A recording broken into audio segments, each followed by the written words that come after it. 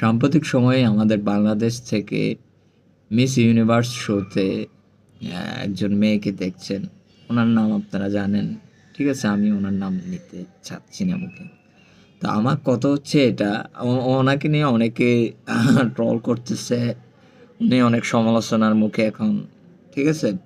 তো আমার কথা হচ্ছে এটা, আ এই শোতে মানে উপস্থাপন হওয়াটা কি একবারে বেশি মানে জরুরি মনে হইছে? বা এটা করলে বাংলাদেশকে আরো রিপ্রেজেন্ট করলে আরো নাম, সুনাম, খ্যাতি, যশ, হ্যাঁ?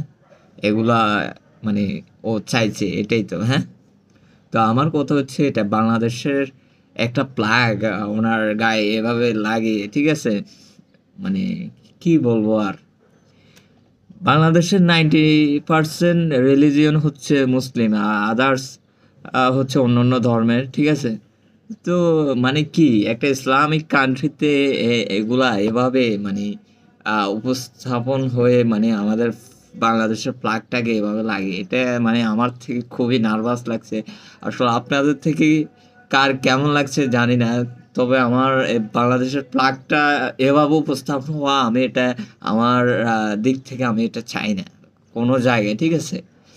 আমি সবসময় বাংলাদেশকে একটা নেতিবাচক শোতে যে কোনো জায়গায় মানে উপস্থাপন হোক, আমি সবসময় এটাই কামনা করি। আমাদের বাংলাদেশ যেন একটা নেতিবাচকভাবে মানে উপস্থাপন, আমি আমি সবসময় এটাই চাই।